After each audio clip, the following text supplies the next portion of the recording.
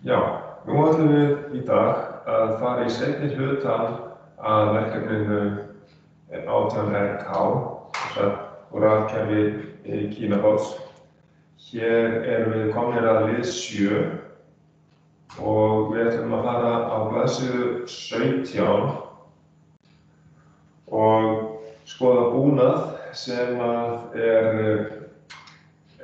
varnarbúnaður frá fyrirtækinu Dave. Og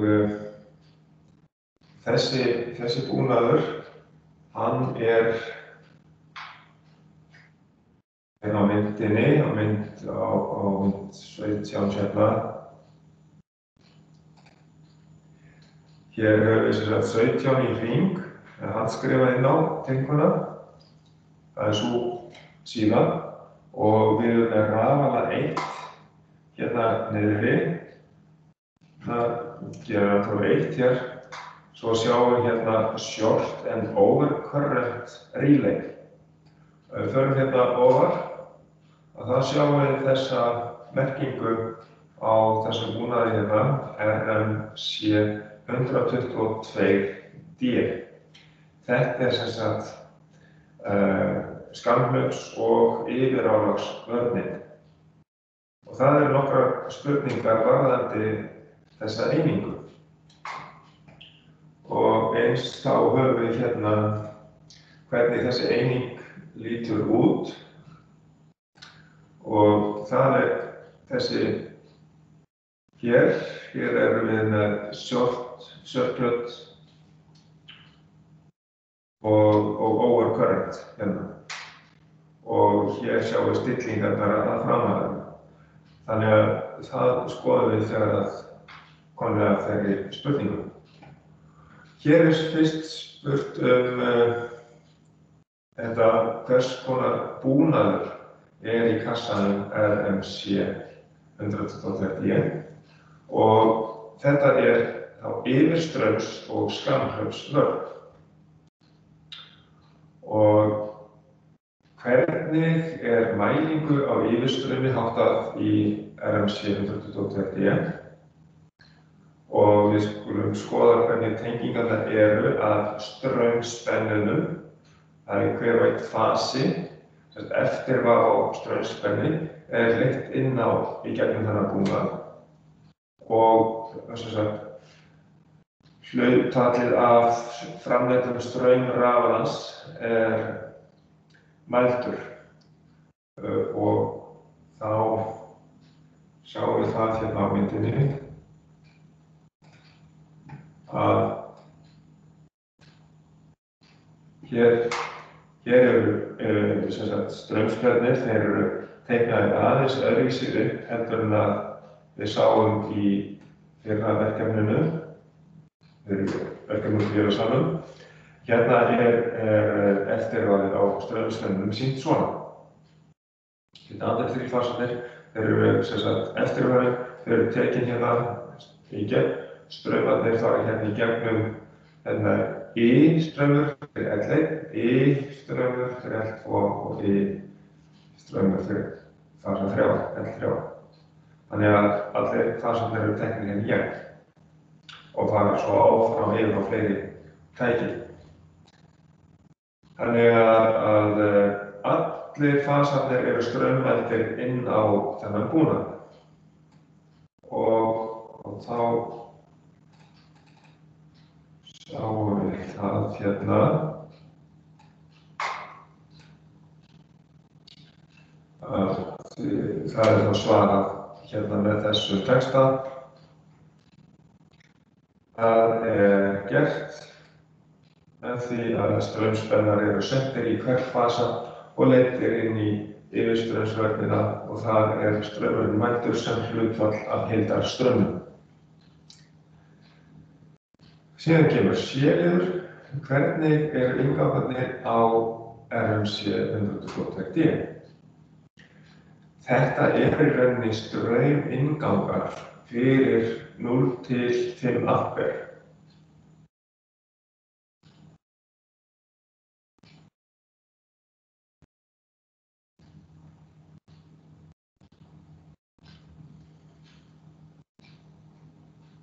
Og síðan í D-lið.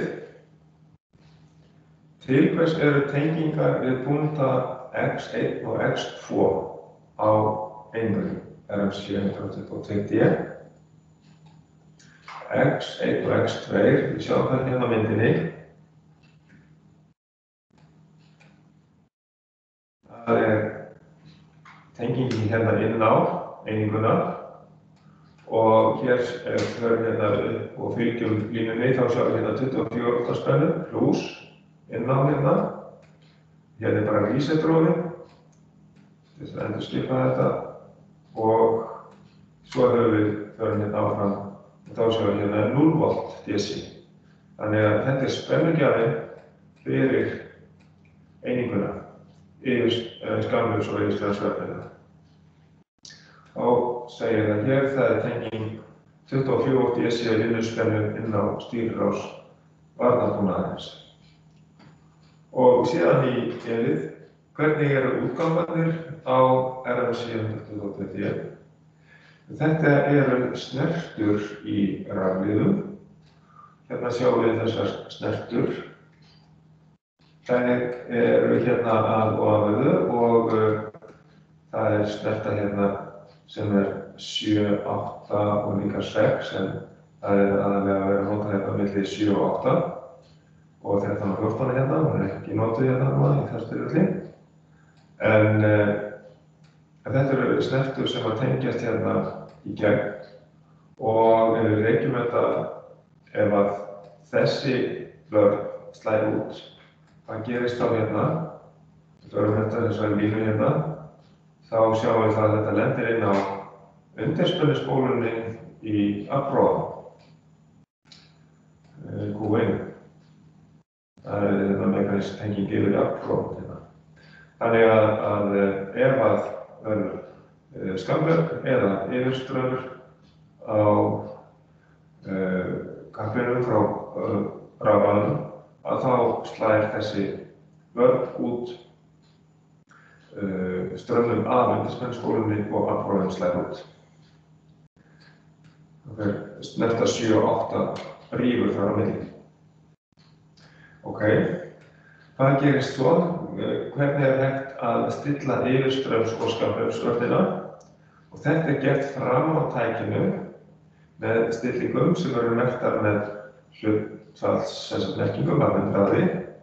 Það þetta hérna. Hérna erum við með short circuit og þar erum við með 100% sem sagt, þetta er svo prósenturhlutfall eða hlutfall af 100 hérna og síðan er tíminn stilltur hérna í sekúndum. Eða, já, þetta er S hérna, þannig að þetta er líklega sekúndur. Og síðan er yfirströmsvörnin hérna og þetta er líka prósenturhlutfall. Það er stillað frá 50 upp í 150% og síðan er tímastilling á þeim líka í sekúndum. Þannig að þetta er gert inn á fram á tækinu. Nú,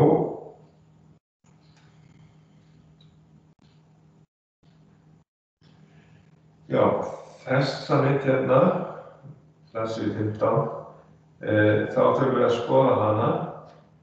Þar eru 2 mótorar í reit 5D og 6D. Þetta er tákn fyrir mótora og til hvers eru þeir og hvað stjórnar þeim. Við skulum líta á það.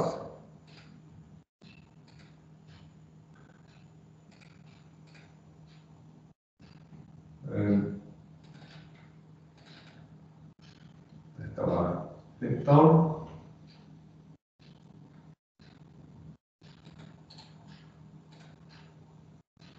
Hérna eru þessi 2 mótorar, sem sagt í 5D og 6D. Það var hérna 5D og 6D. Og þetta eru mótorar sem að stjórnar ganggráðum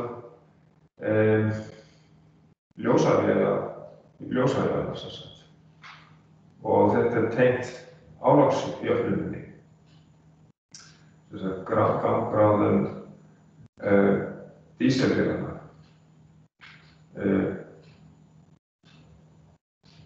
Ég myndi segja hérna frekar ganggráðum dísilvélanna heldur en mótorana.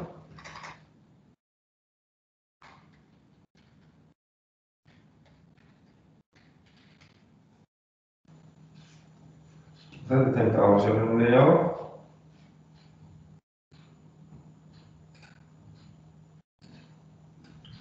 Svo það eru, hér stendur Pilot Motor Diesel Generator 1 og Pilot Motor Diesel Generator 2. Þetta eru mótorar sem eru í ganggráðum á olíuverkunum. Eða tengdir olíuverkunum. Sem sagt, að síðan kemur hérna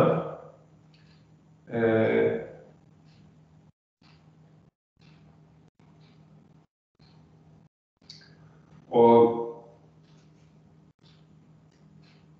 segulrófið C32 og C33 á blaði 16 þurfa að finna hérna.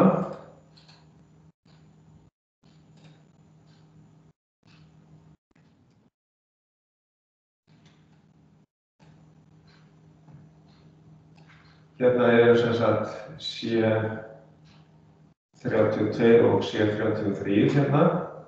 Þetta fyrir þessu Pilot Motor Diesel Generator 1, það til þess að auka hérna reis. Það segulrófið C32, það til þess að auka snúningshraðann, en Pilot Motor Diesel Generator 1 lower hérna. Það C33, það til þess að minnka snúningshraðann. Og þessu er stjórnað hérna annaðhvort frá þessum stað hér eða handvirkt hérna. Svo að við erum eftir að reyna okkur í gegnum það svolítið og síðan er spurt hérna hvar í töflunni eru róðir S7, S6 og S7 og til hvers þeir. Og við skulum líta á það. Þetta eru þessi róðir hérna, S6 og S7. Þetta er sem sagt handstýring fyrir þessa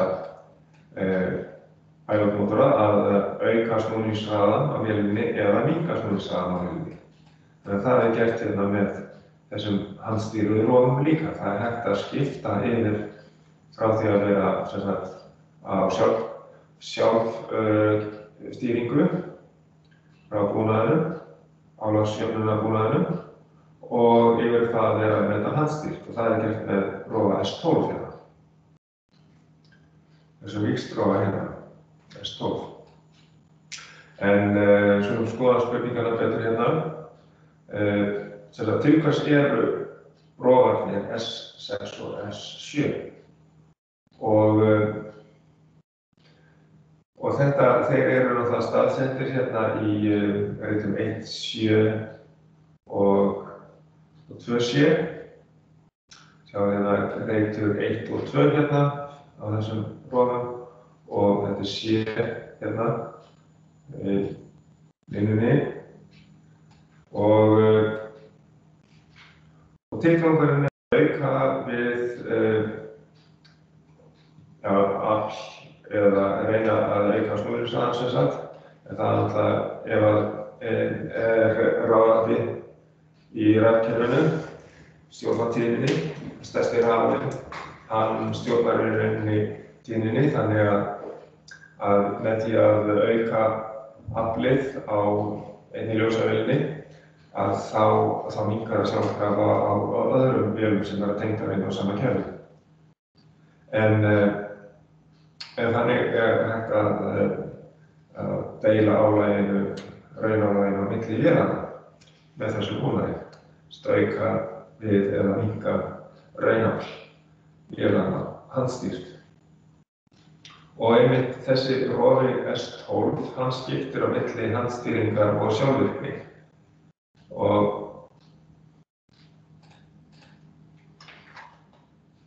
á næstu síðu. Og S12 sem sagt, þetta til þess að skipta frá sjálfstýringu yfir í handstýringu, já. Og hvað gerir einingin LSU 113 DG í reit 4 á blaðsíðu 17? Þetta sjálfvirk álagsstýring eða álagsjöfnunarbúnaður og það þessi mynd hérna.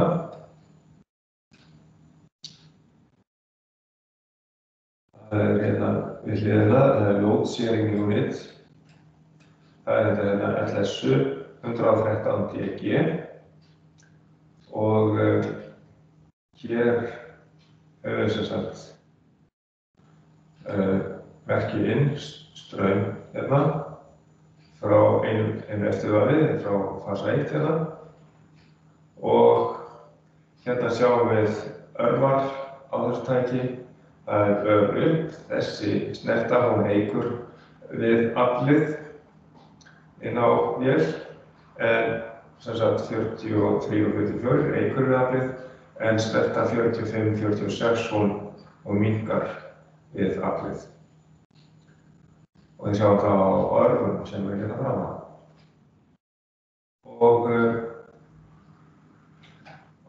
skulum við skoða spurninguna betur hérna.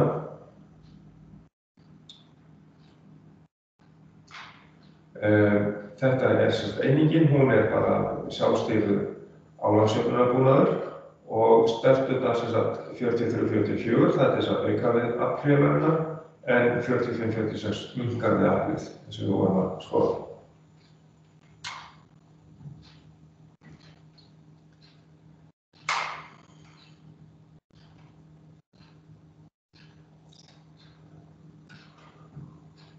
Og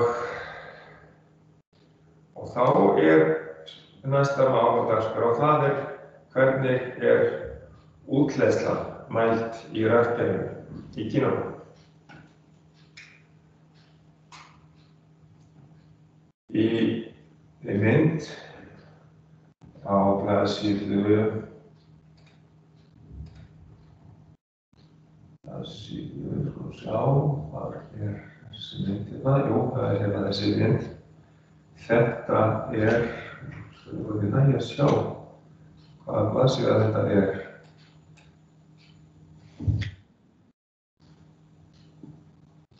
Þetta ein af fyrstu myndunum hérna, það rétt að reyna að finna út hvaða síða þetta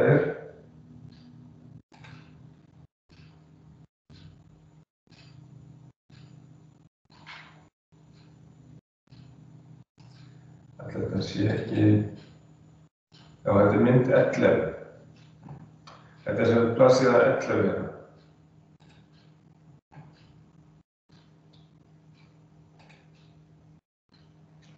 Og hérna, já, það kannski gott að vísa í það, sjá blaðsíðu 11 þá.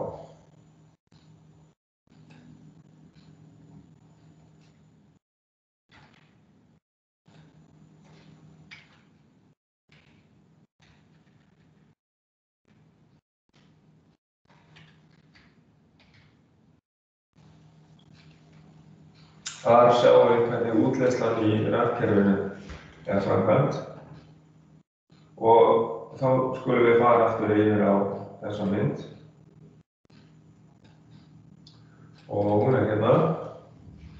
Hér sjáum við myndina yfir kerfið. Hérna við með 2 rafala, rafala 1 og rafala 2 hérna.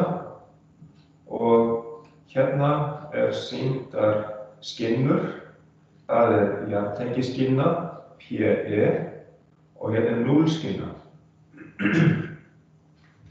Og á milli þeirra núllur, taug hérna og hún fer í gegnum straumspenni.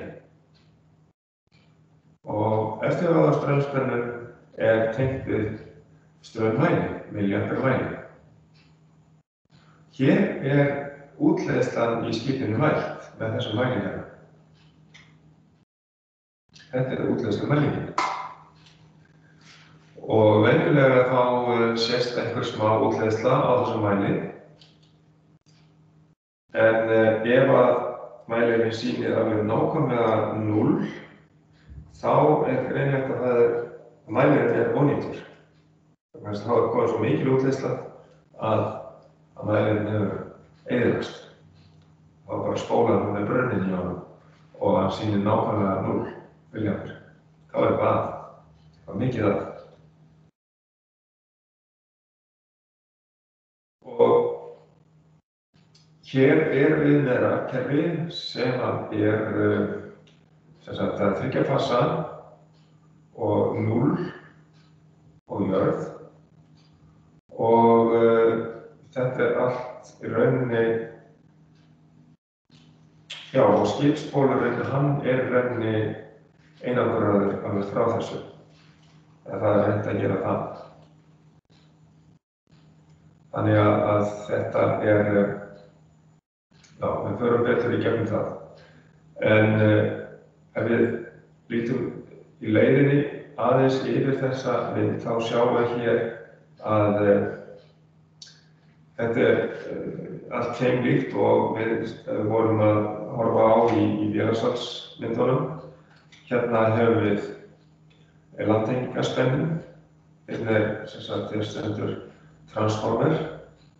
Hér einangrunarspennir, það 400 spenna frá landi. Þetta 3 ampera höfuðvar, þetta gæti verið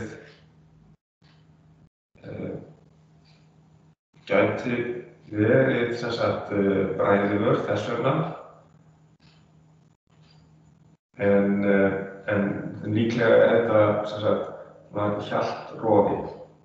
Það í rauninni bræðivör í hjaltrofa, eða hjaltvör þetta kallað. Svona stór afrofi með hjaltvör inni. Og það að taka út og setja niður. En þetta þá landmegin. En í skipinu þar við með þessar 2 rofa hérna, K1 og K2, þeir náttúrulega fasa víxlæðið. Þannig að víxlum við fösum og svo fer þetta hérna í gegnum Q3. Þetta landtengi rofin. Landtengi í rofin þegar búið að ganga á skuggum að það sé rétt snúningsátt eða rétt fasaröð inn. Þá setjum við inn og þá náttúrulega þá annað detta út áður rafalarnir út af netinu. Þess að ef Q2 hefur verið inni eða Q1, þá fara þeir út augnablik áður en við setjum landtenginguna inn. Það þá þetta Q2 frá rafala 2 og Q1 hérna afrofin fyrir rafala 1. Og hér hefum við subteinana. Þeim skipt í tvennt. Hér sitt hvort skápinn en það yfirleitt tenging á milli þeirra með þessum rofa hérna Q4. Og tilgangurinn með þessum rofa að geta slitið því sundur ef að einhver bilun verður öðru hvorum megin.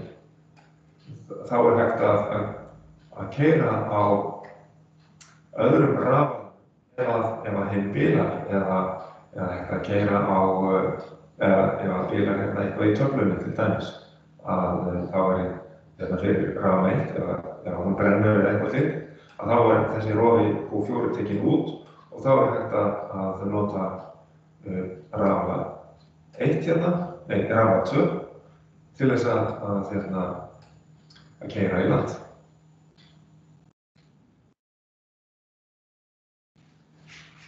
Og þá væri ef þessi tafla væri þá í lagi. Þetta er svona öryggisskrofi hérna sem yfirleitt bara tengdur, þannig að það samtenging hérna á milli og við fösum saman þessa ala og það gert með sjálfvirkni búnaði. Við skulum skoða spurninguna betur varðandi útleiðslumælinguna. Hérna búið að taka myndina úr þessari yfirlitsmynd, einlínumyndinni. Hér sem sagt útleiðslan, hún mæld milli jarðar og núls í skipinu. Það sem sagt frá skinu hérna, lögð frá núli í sem sagt safnsteinum yfir í jörð. Þetta ekki skrokkur skipsins. Þetta ekki í þessu tilfelli hér. Yfir í jarðskinu.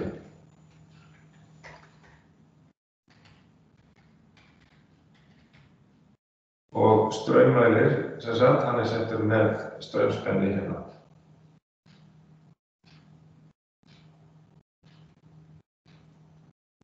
Við sagt hérna og straumspennir.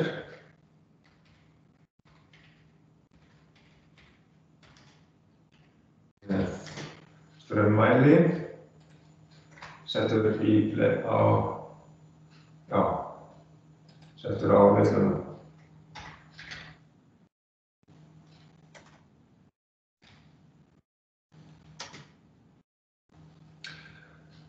Ef það leiðir einhvers staðar út, þá fer straumur til jarðar. Gæti skrokkskipsins. Það alveg hugsanlegt ef það farið þá leiðina. Það svo sem alveg möguleiki. Það getur farið út í skrokk en að hann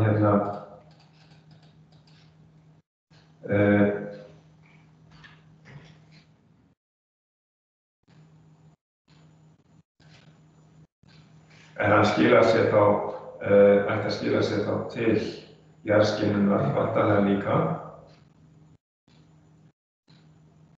Þaðan gegnum leiðsluna að straummælunum og í núllpunktinn á safnsteininum sem sagt hérna. Þess að núllið það einn hluti af teinunum í safnsteininum. Fyrir utan alla þrjá fasana sem sagt. Útleiðslan sést þá sem einhver útsláttur á straummælinn í milljónförum og þetta leiðir hérna á milli, núls og jarðtengi skynjunar.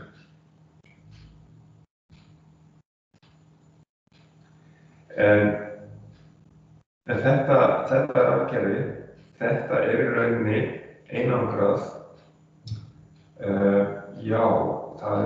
Þetta ekki bara þrítaugakerfi, þetta líka með núll og jörð. Þetta einangrað kerfi þannig frá bólnum. Þannig að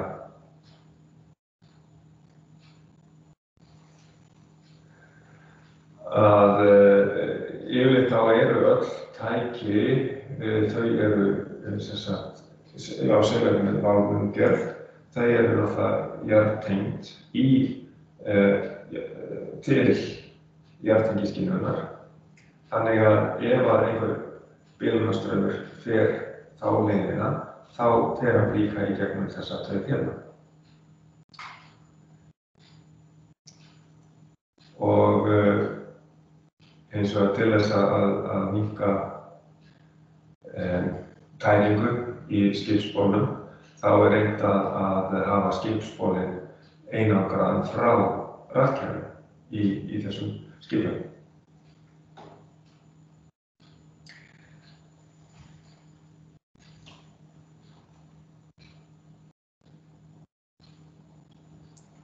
Og Þannig að það er ekki hægt að útiloka að bílunarstraumur komist út í skrokk skipsins, en það er reynt að minnka það sem mest og reynt að vera með öll tæki vel jarðbundin, þannig að allur bílunarstraumur fari í gegnum jarðveggina og í jarðtengiskynjuna. En síðan komum við hérna að spurningu 10 rafdreifikerfi skipa. Og þá spurt hérna hvað er einangrað þrífasa þrítaugakerfi. Og það er í rauninni, við þurfum að skoða aðeins myndirnar og reglugerðinni til þess að átta okkur á því. En þetta er þriggja-fasa rafstraumskerfi þar sem að skipsbólurinn er ekki hafður sem leiðari.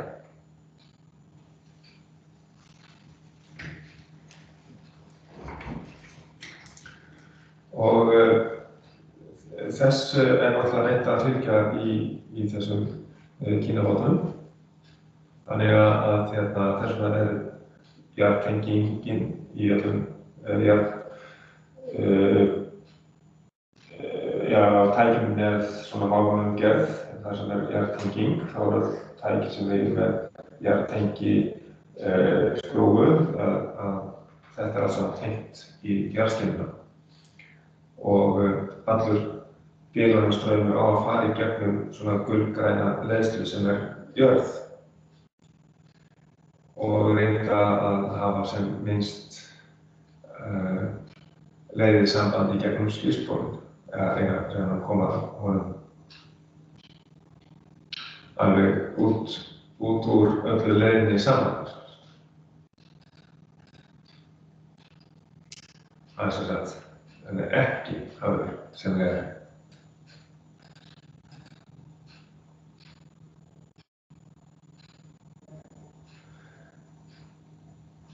Og það er í rauninni þetta hérna.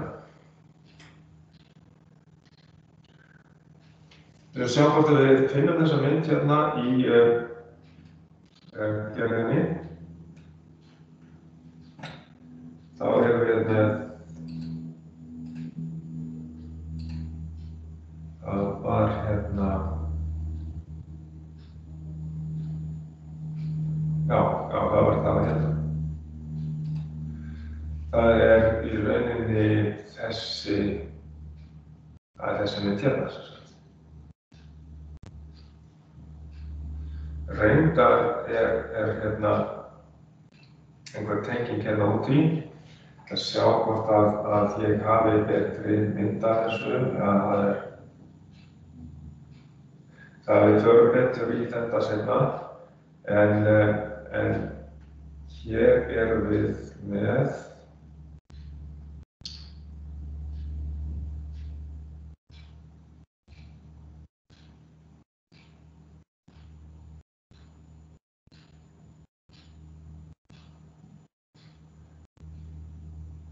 sjá hvað þetta er svo illa merkt hérna.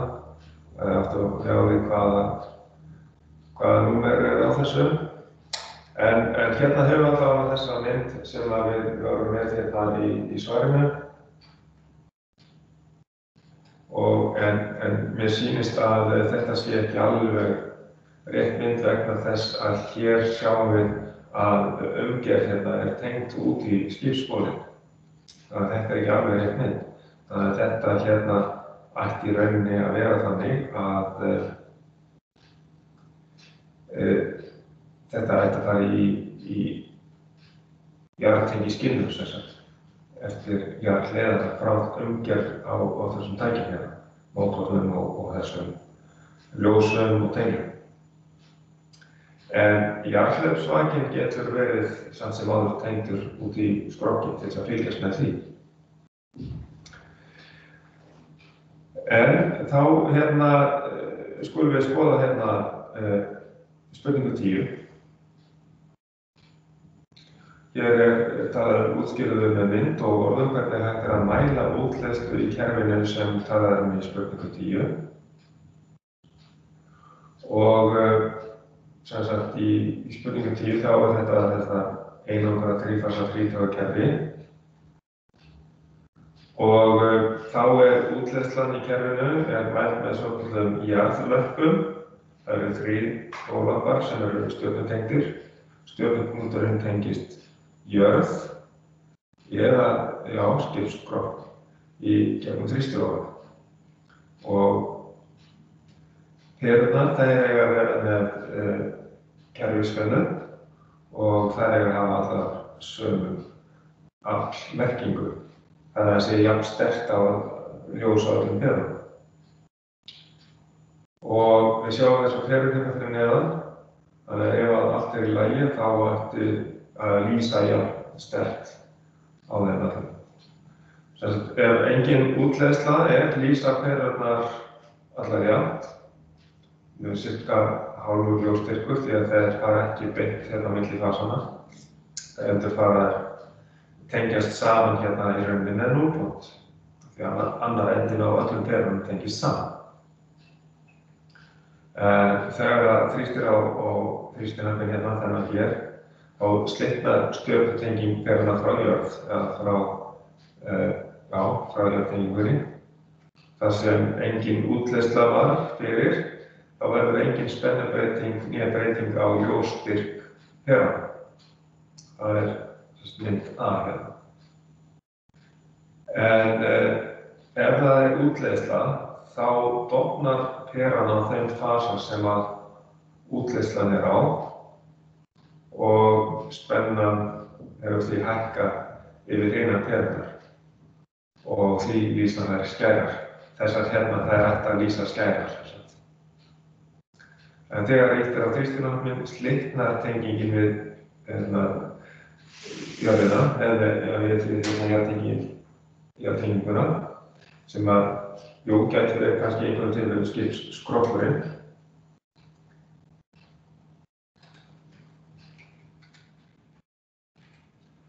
Og þá lýsa perurnar allar jafnt. Þannig að þá getum við séð mun á ljósum ef við ýtum á þrýstirófa.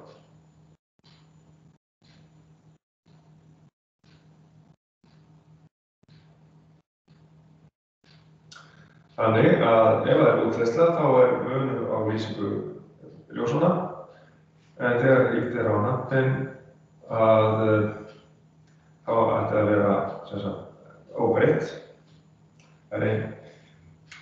Þá ættu að sjá aftur jafnt ljósanamöllum, en þegar útleiðsla þá munur á lýsingu ljósanna þegar ýtt á hnappinn, þá verður alltaf jafnar. En það verður engin breyting ef það engin útleiðsla og þá er engin munur á ljósunum eftir hvort við ýtum á hnappinn eða ekki.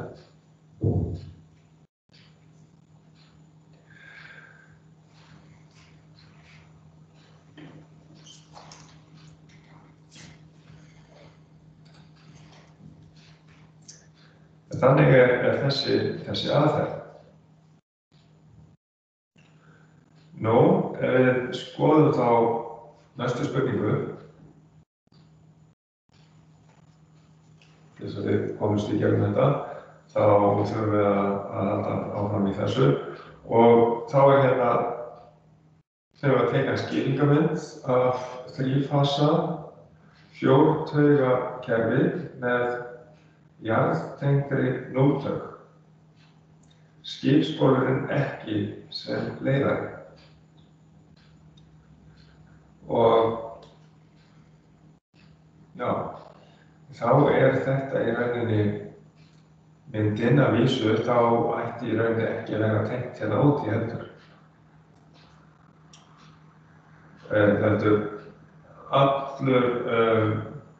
Allar jarðtengingar, þær ætti að fara hérna í jarðtengiskinnuna, PE.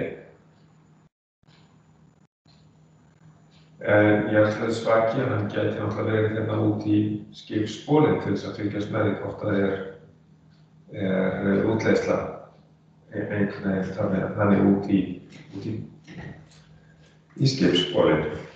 En þetta sem sagt breytt teikning frá myndunum hérna í reglugerðinni, frá þessari mynd hérna sem neðar, frá þessari hér sko. Hér var áður sem sagt þessi mynd hérna þannig að núllið hérna, ennið, það var tengt út í skipsbólinn og þá var í rauninni skipsbólurinn, hann var greinilega þá hérna líka leiðari fyrir einhvern bílunarstraum frá einhverjum tækjum hérna hugsanlega. En ég breyti þessari mynd til þess að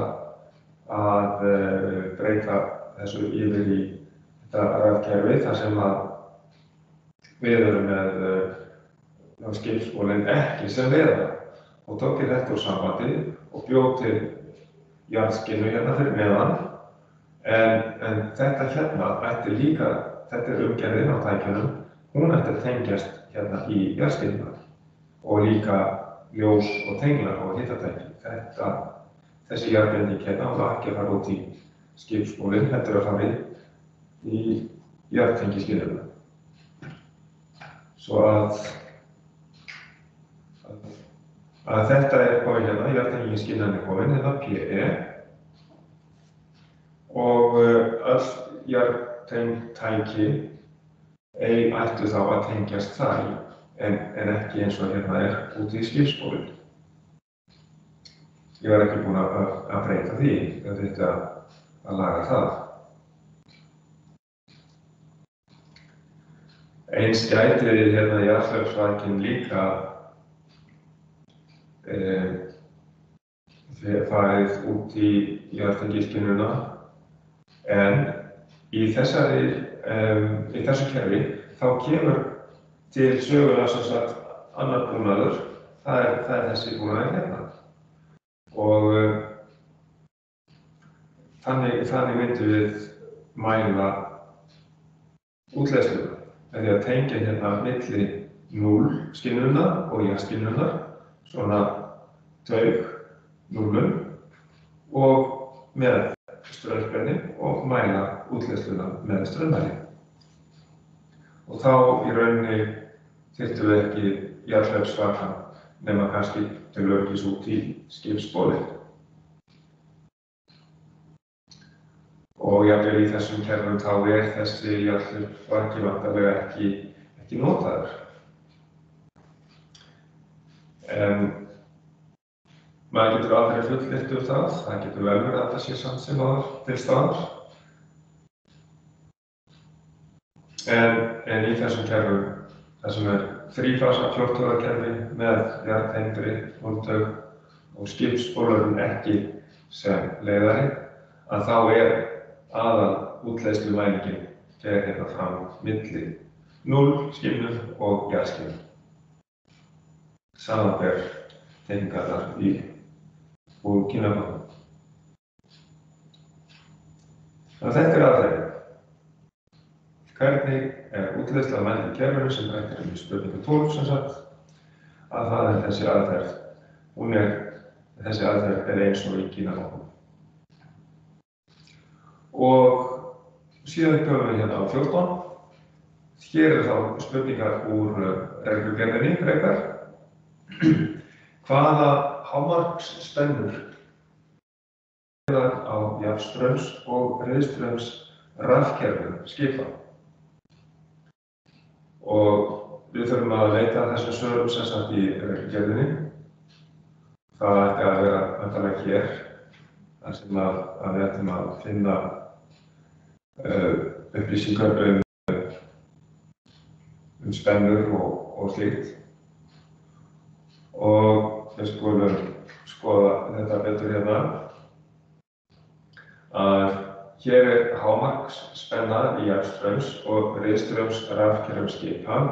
Hún 500 volt fyrir fastar vélar, stórhitatæki og eldavélar sem nota 4 kW eða meira, enda liggja þeim fastir rafstrengir. Hámarksspenna fyrir ljós, lítilhitatæki í íbúðum og eldavélar, innstungur og hreyfanleg rafmagnstæki.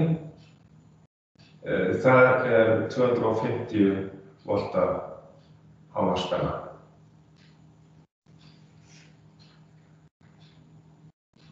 Og þetta ættum við að finna hérna í 14. grein væntanlega, spenna rafkerfa. Algengar spennur og tíðnir, spennu- og tíðnibreytingar. Þetta svona í grein 14, 15 og 16. Skulum við skoða það.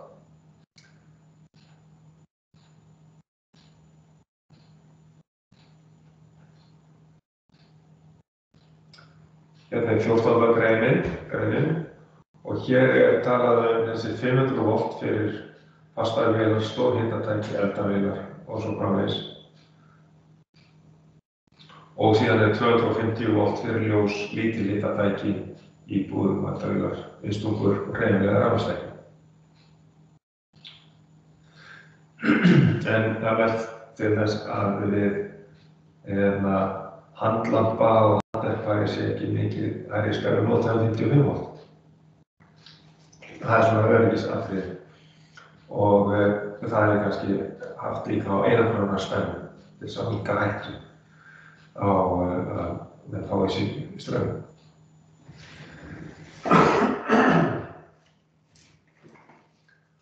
Og hérna frekari skilgreiningar á straumum.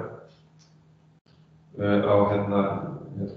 kerfisspennum sem sagt, hvar spennan mæld milli póla, jafnströmskerfi og milli fasa í rennsteinskerfi. Og hérna svona verið að merkja hvaða spennur eru algengar í þessu. Algengar. Og svo hérna að finna spennu og tíðnibreytingar.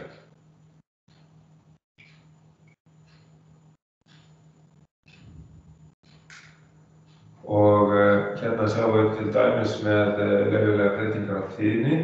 Það sem sagt pluss mínus 5% tíðnibreyting sem leyfileg að staðaldri, en pluss mínus 5% að staðaldri, en pluss mínus 10% stuttastund. Og síðan spennustillingar rafala. Það í 21. og 2. grein. En hér segir að spennufall í sérhverri grein frá aðtöflu má aldrei vera meira en 6% með fullt álag á greininni.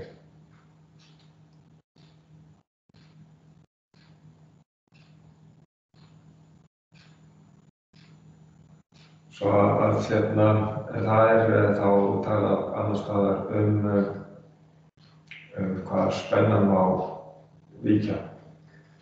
Sjá, þá skoðum við þetta hérna. Síðan spurt hérna hvað sagt í reglugerð staðsetningu rafala í skipum. Hvaða atriði eru það sem taka ber tillit til?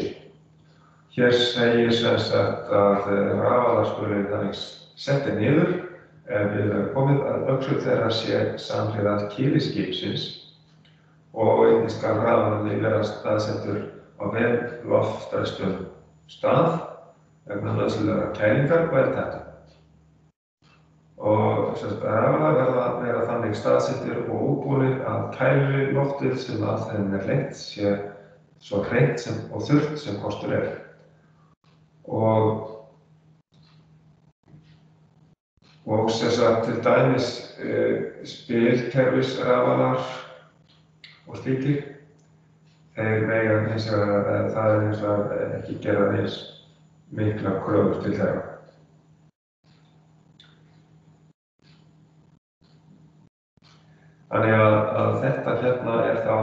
finna í reglugerðinni rafala. Og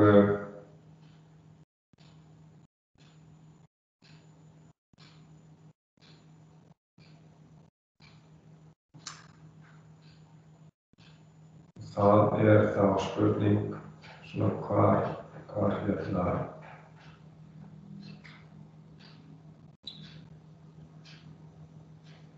það þetta nákvæmlega.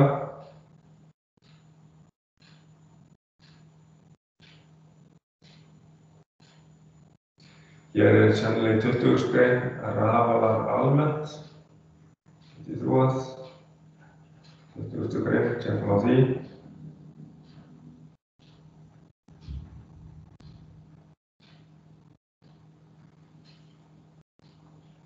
Hér segir þetta að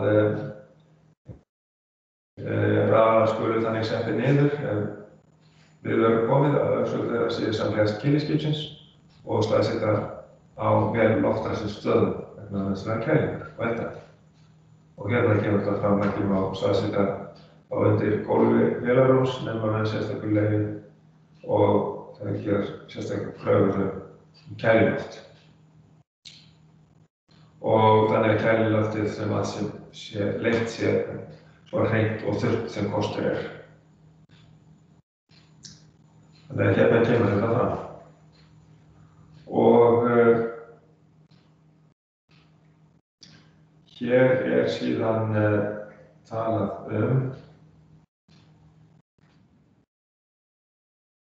í næstu spurningu hér að hvað segir reglugerðin frávik frá uppgefinni netspennu og tíðni. Og hér talað jafnstrengsrafalar skiptast í jafnstrengsrafalar og slingirafala varðandi slingimótora gildir að fullt álag og málspenna ekki breytast meira en +- 1,5%. Þetta sannlega slingi, spurning hvort þetta vera slingirafalar en aðhaldsrafalar og allir rafalar sem knúnir eru aðalvél skipsins skuli ekki víkja meira en +- 2,5% frá málspennu frá vélsafgangi að fullu álagi. Þetta vélstraumshlutan. Þetta nú eiginlega hægt að nota í bili en væntanlega koma einhverjar sérstaklega reglur líka varðandi rafhlöður. En hér segir síðan ritstjórisrafala að þeir skulu halda spennunni innan við +- 2,5% af málspennu við hvaða álag sem En leyfileg breytingar á tíðni eins og við sáum áðan +- 5% að staðaldri en +- 10% stuttastund. En þessi ákvæði hérna spennubreytingu var sérstaklega varðandi ritstjórisrafalana. Við skulum aðeins líta á það hvar við finnum það í reglugerðinni. Og hér rauninni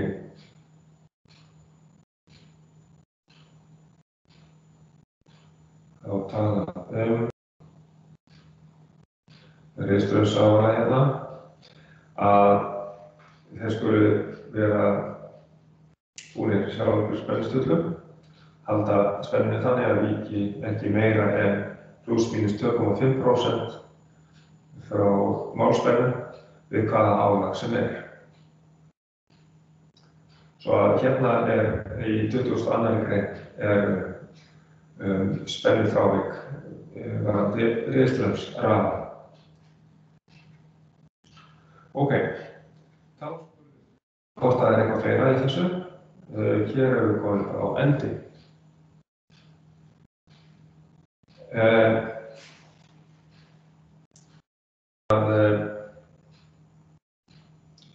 Þá held ég að við séum bara komnir í gegnum þetta.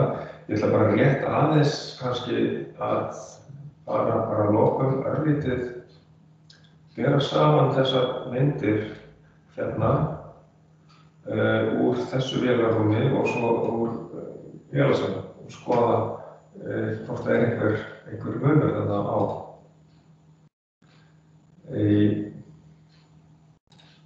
Þarna vorum við með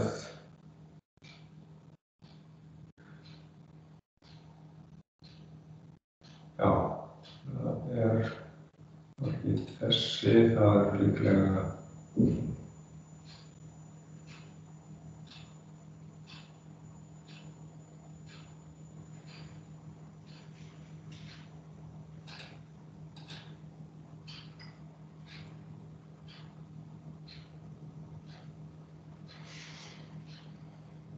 já.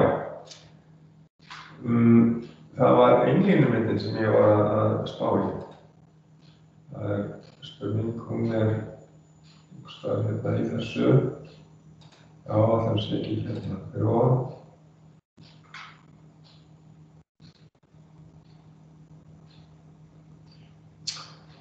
Já, líklega þriðja þeirra.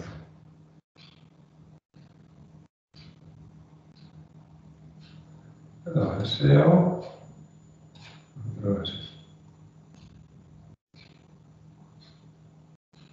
Það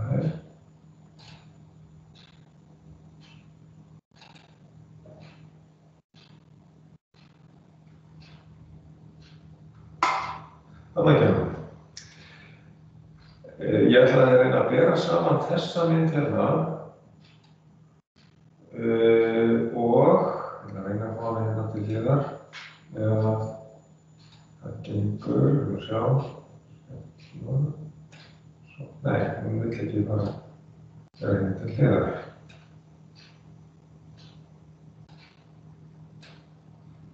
Við skulum sjá.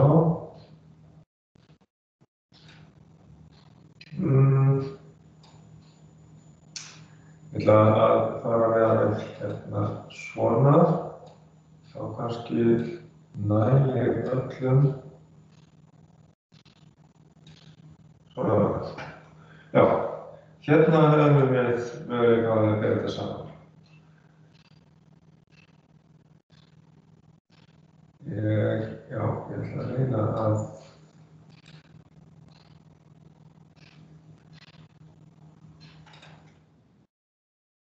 svona og sjá hvað líkt með þessum myndum. Við sjáum hérna í Jökulsármyndinni, þá erum við með rafala 1 og rafala 2 og landtengingu. Sjáum hérna rafali 1, rafali 2 og hérna fyrir neðan landtengingi. Og hér höfum við sem sagt í landtengingunni, þá erum við með landtengispennin hérna og við erum með víxlrófa hérna til þess að breyta fasaröðinni og hérna landtengingarspennin og við erum með víxlrófa til þess að breyta fasaröðinni hér og hérna afrófin fyrir landið, Q3 hérna, samling hérna Q3 afrófin fyrir landið. Og eini munur á þessum rófa, þessi 100 ampere hérna Q3 í Jökulsárnum en 63 ampere hérna í Kínavatni. Og síðan eru þessi tveir rófar frá rafalanum, annar 150 ampere og hinn 300 ampere og þá rafala 1 hérna hann 160 ampere og rafala 2 125 ampere. Þetta eru rafalarófarnir og við sjáum hérna að hér erum við með búnað í rafalarófanum. Hér undirspennuspóla og við erum með mótor hérna, mótorknúinn allrófa og það skamhaursvörn í þessu hérna og hann líka handstýrður. Það setja inn handverk líka.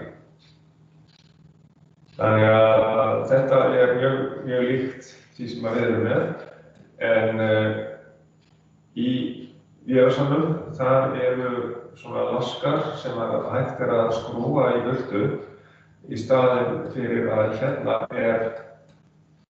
rofi sem settur á milli þessara tveggja ljósleiðara.